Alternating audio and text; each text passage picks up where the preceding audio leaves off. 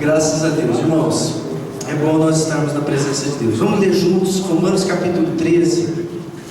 Na vigília, quem teve na vigília? Os irmãos estiveram na vigília, foi um bom tempo, sempre é um bom tempo. Eu citei um texto que está em Romanos 13, 8, diz assim: a ninguém fiqueis devendo o quê? Coisa alguma, exceto o quê? Exceto o amor com que vos ameis uns aos outros, pois quem ama o próximo tem cumprido a lei. Pois isto, não adulterarás, não matarás, não furtarás, não cobiçarás, e se há algum qualquer outro mandamento, tudo nesta palavra se resume: amarás o teu próximo como a ti mesmo. O amor, o que ele faz? Não pratica o mal contra o próximo, de sorte que o cumprimento da lei é o amor. E ele entra então num outro trecho que eu gostaria de a gente ler juntos, do versículo 11 até o 14. Vamos ler juntos? Bem forte lá. E digo isso a vós outros que conheceis o tempo, já é hora de vos despertardes do sono, porque a nossa salvação está agora mais perto do que quando no princípio cremos. Vai alta a noite e vem chegando o dia. Deixemos, pois, as obras das trevas e revistamo-nos das armas da luz. Andemos dignamente, como em pleno dia, não em orgias e bebedices, não em impudicícias e dissoluções, não em contendas e ciúmes, mas revestivos do Senhor Jesus Cristo, e nada disponhais para a carne, no tocante às suas concupiscências. Vamos orar. Senhor nosso Deus, obrigado por Tua Palavra. Como cantamos várias vezes, Tua Palavra viva é e renova a nossa fé. Ó Deus, que o poder transformador das Escrituras seja nessa noite como um alento, como uma esperança para cada um de nós. Senhor, se há algo que nós precisamos mais do que o pão material, é do pão espiritual, é a Tua Palavra que é a verdade, é a Tua Palavra que limpa, é a Tua Palavra que santifica.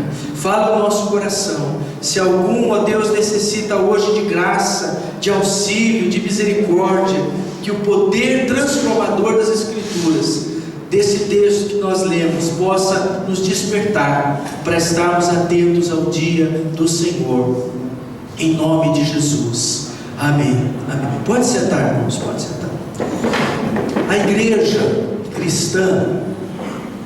cristã começou oficialmente, ou segundo muitos, no dia de Pentecostes, quando o Senhor Jesus disse: edificarei a minha igreja. O Espírito Santo veio e começou de uma forma poderosa a congregar os muitos irmãos, e a igreja foi vivendo.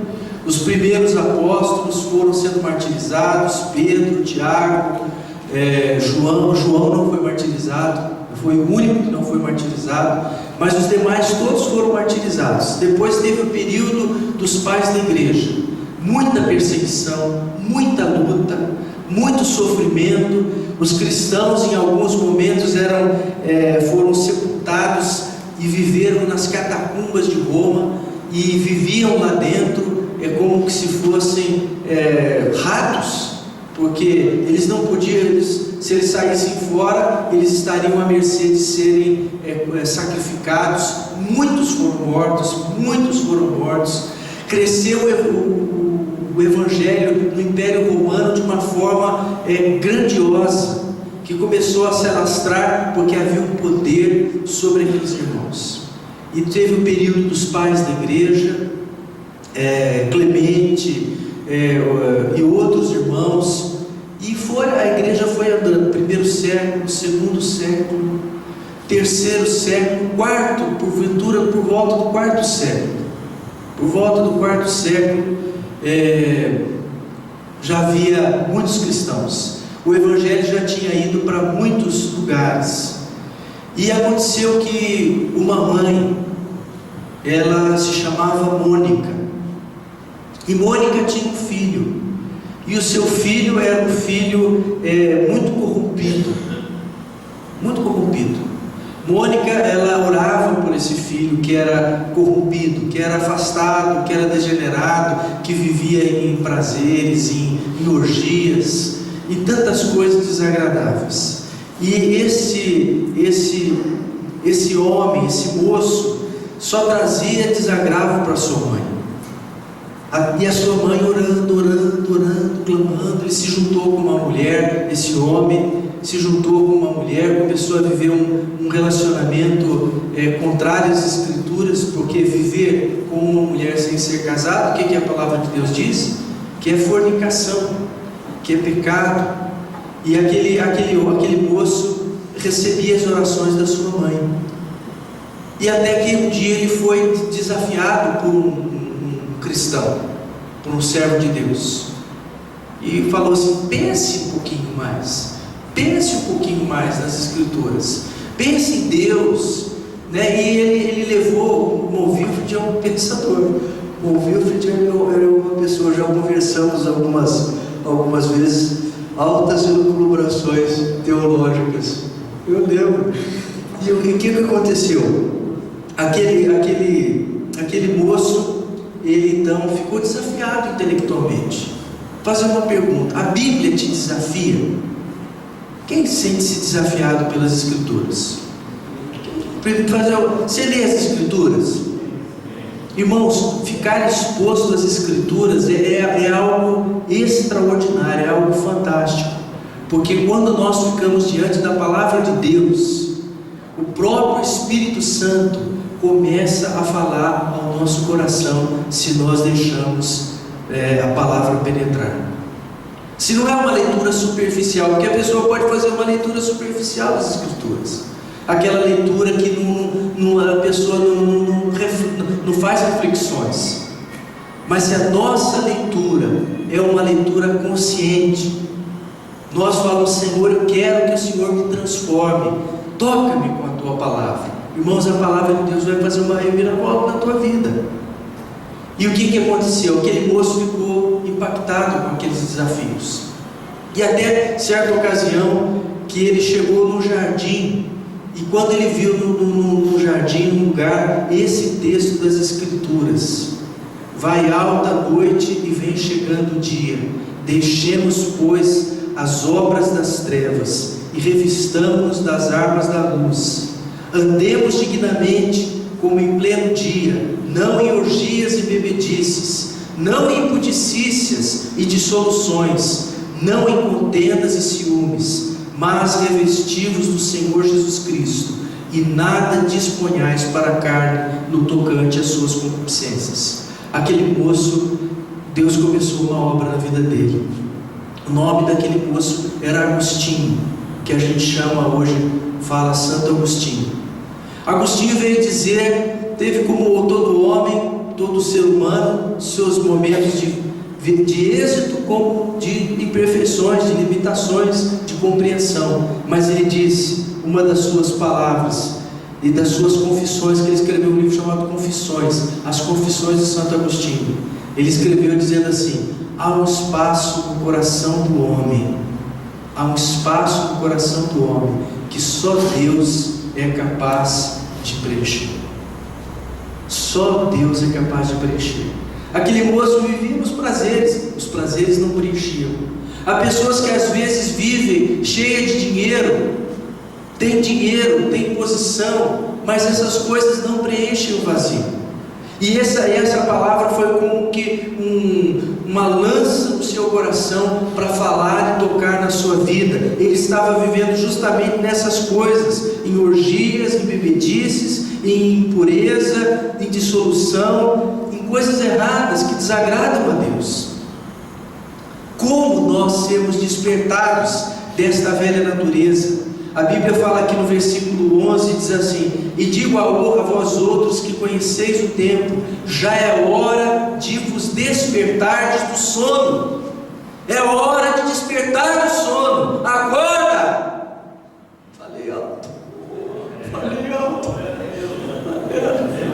Irmãos, é hora de despertar. Acorda! Às vezes você tem que pegar o filho quando está dormindo. Você tem que pegar com várias, te acorda e taca água para despertar do sono. Abra sua Bíblia em Isaías capítulo 29.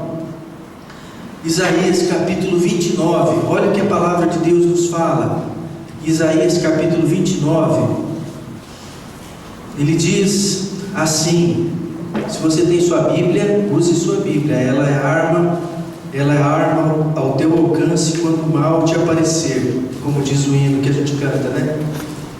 Já é hora de vos despertardes do sono, diz a palavra do Senhor. Isaías 29, versículos 9, diz assim: estatelai-vos e ficais estatelados, cegai-vos e permaneceis cegos, bêbados estão, mas não de vinho, andam cambaleando, mas não de bebida forte, porque o Senhor derramou sobre vós o espírito de profundo, o quê? De profundo sono, e fechou os vossos olhos, que são os profetas, e vendou a vossa cabeça, que são os videntes. Ou seja, aquele povo estava vivendo um período de dormência, de sonolência. Há muita gente vivendo um período de sonolência espiritual. O perigo é que essa sonolência não é somente na sociedade que a gente vive. O período que esse momento de sonolência também vem, às vezes, sobre a própria igreja. Há muitos que às vezes estão na igreja, mas estão vivendo uma vida adormecidos. Estão vivendo uma vida que ao sono espiritual, é como algo que deixa a pessoa inebriada, a pessoa fica meio que atordoada. Ela acordou, mas não acordou direito. Deus nos chama a acordar. Deus nos chama a despertar. A palavra nos diz que o dia está perto. A nossa salvação está agora o quê? Mais perto do que quando no princípio nós cremos.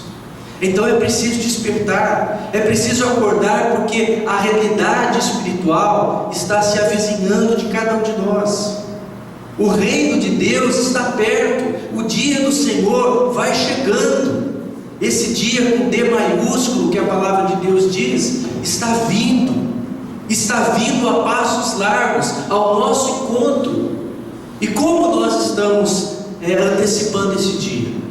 Como nós estamos aguardando esse dia? Será que vai nos surpreender com a luz de uma hora para outra? Ou será que nós vamos falar: eu quero estar acordado quando o dia chegar, eu quero estar com Cristo?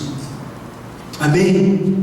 É esse o desejo de Deus. Deus quer que nós estejamos perto, que a salvação se torne algo real, que nós não sejamos, como diz a palavra de Deus, como aquelas virgens que quando o noivo chegou, o que aconteceu? Tinham 5 que estavam o quê? Com as suas lâmpadas, tinham acesas, e 5, por causa do período da noite, as lâmpadas estavam apagadas. O óleo que coloca na lâmpada é símbolo do Espírito Santo.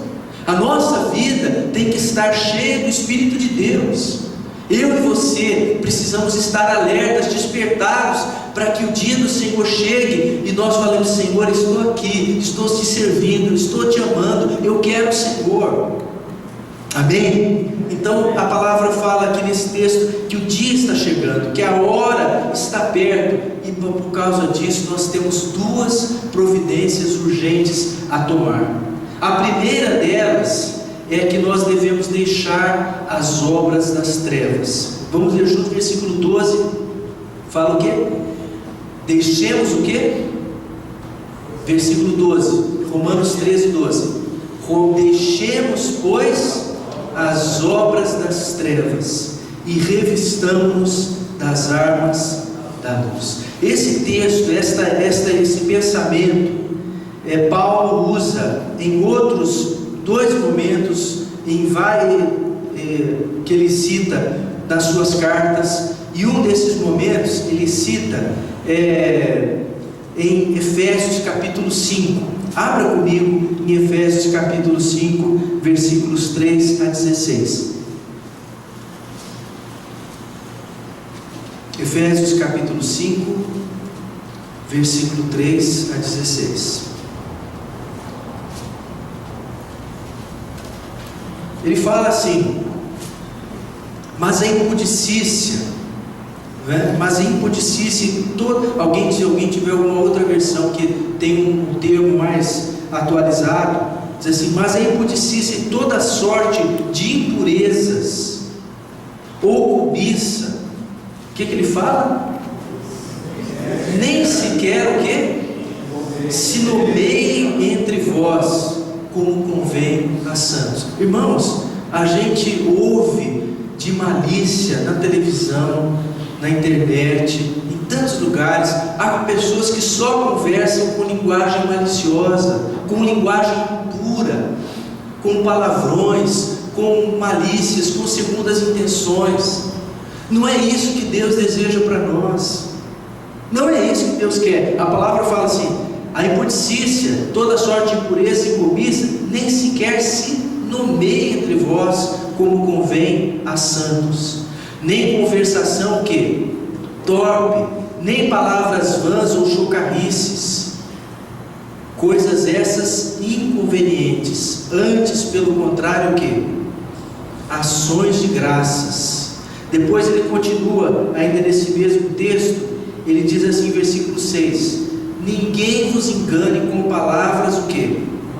Vãs, porque por essas coisas é que vem a ira de Deus sobre os filhos da desobediência.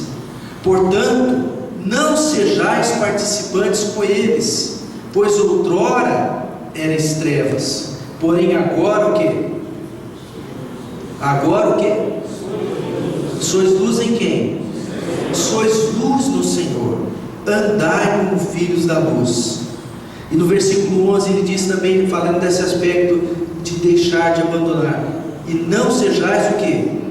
Cúmplices das obras infrutíferas das trevas, antes porém reprovai-as, porque o que eles fazem em oculto, o só referir é vergonha. Mas todas as coisas, quando reprovadas pela luz, se tornam manifestas, porque tudo que se manifesta é luz. Irmão, vou fazer uma pergunta aqui: você já ficou triste por alguma coisa que você falou e não deveria ter falado? Alguém já falou? Não deveria ter falado aqui. Não deveria ter falado aqui. Isso não é uma coisa que agrada a Deus. Não é uma conversa que agrada a Deus. Não é uma conversa que combina com Jesus Cristo. Não é uma conversa que combina com Jesus Cristo. Não é um pensamento que combina com Jesus Cristo. Jesus Cristo é alguém puro e reto. A palavra de Deus diz que quando Pedro estava pescando e Jesus pediu o barco emprestado para ele, o que aconteceu? Jesus falou assim: afasta um pouquinho o barco. Afastou o barco. E Jesus começou a ensinar e falar a palavra de Deus, a parábola do semeador e outras coisas mais. E depois então eles estavam lavando as redes e Jesus falou assim: olha, por que vocês não vão pescar um pouquinho?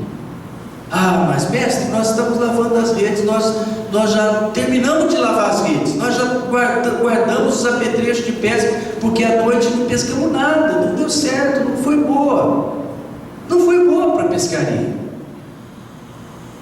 Mas ele falou assim: mas se o Senhor está dizendo, sobre a tua palavra nós vamos lançar as redes. E então pegaram, remaram,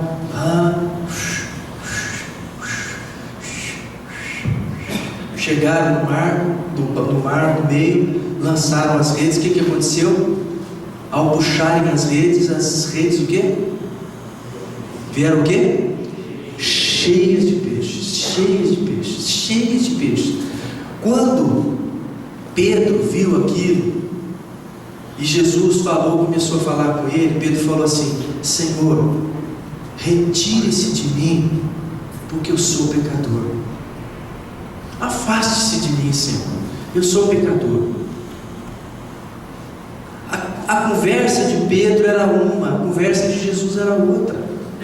Ele percebia essa inconsistência. Mas é interessante que Jesus não falou para Pedro: ó Pedro, vai para lá, não quero saber de você. Não, Jesus falou assim: eu quero que você, Pedro, venha para cá. Venha para um lugar puro, venha para uma conversa santa, venha para um ambiente diferente. E se você perceber, nas cartas do apóstolo Pedro, ele fala assim: deixando as paixões carnais, deixando a velha natureza, deixando o velho homem.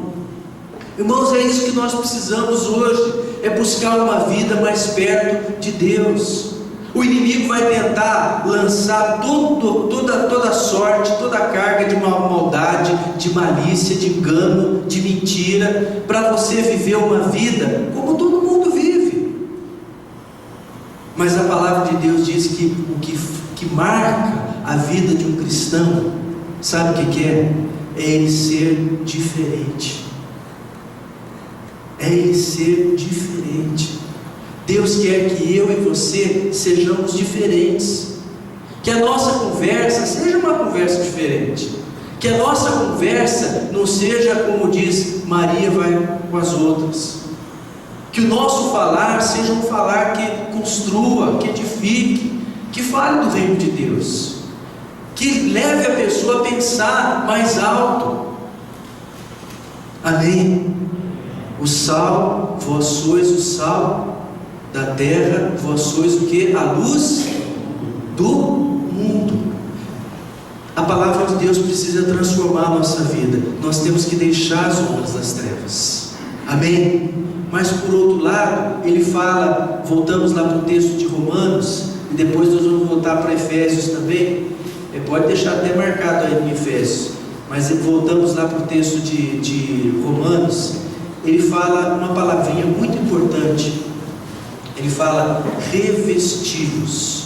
Você notou? Quem notou essa palavra? Quem notou essa palavra? Revestidos.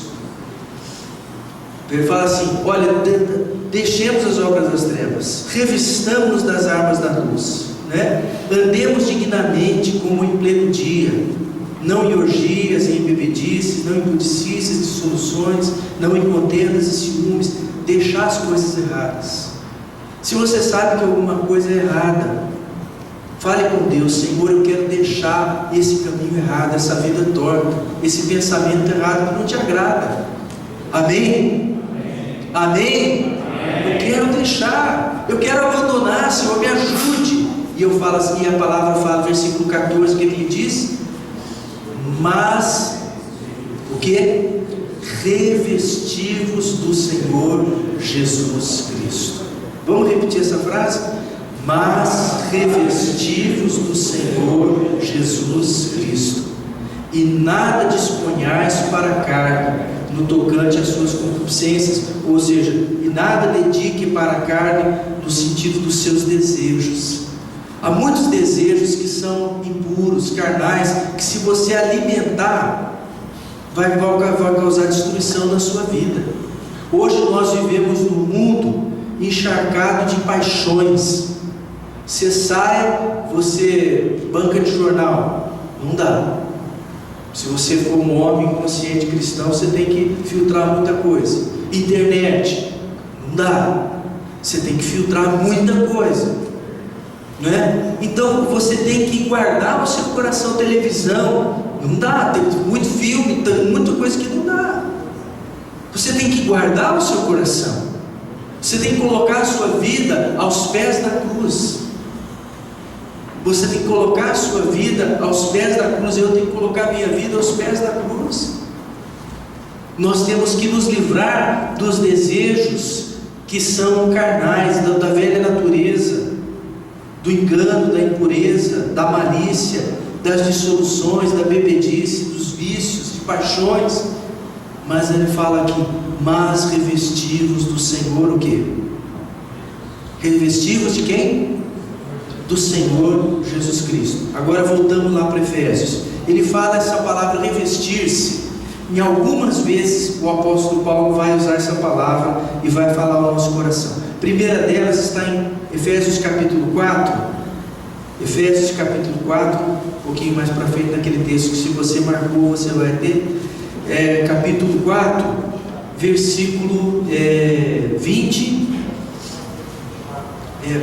Mas a gente chega no 24. Mas vamos começar no 20 lá. Vamos começar no 20, vamos ler juntos? Vamos lá? Mas não foi assim que aprendestes a Cristo, se é que de fato o tendes ouvido e nele fostes instruídos, segundo é a verdade em Jesus, no sentido de que, quanto ao trato passado, vos despojeis do velho homem, que se corrompe segundo as concupiscências do engano, e vos renoveis no espírito do vosso entendimento. E vos o quê? Vos revistais de quem? Do novo homem, criado segundo Deus, em justiça e retidão, procedentes da verdade. Vos renoveis, ele fala lá em Romanos, diz assim, vos revistais de Jesus Cristo. Não é verdade? Ele fala assim, que vocês sejam revestidos de Jesus Cristo. Aqui ele fala assim, que vocês sejam revestidos do novo homem, criado segundo Deus, em justiça e retidão, procedentes da verdade. Irmãos, o que você alimenta é o que você se torna.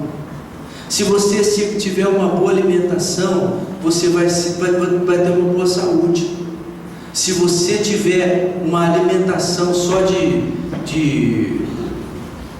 doce, de porcaria, né? De docinho, de salgadinho industrializado, alguma coisa assim que é tipo pipoca, vai chegar na hora do almoço, você vai passar que nem quem lembra do antigo Eldorado aqui?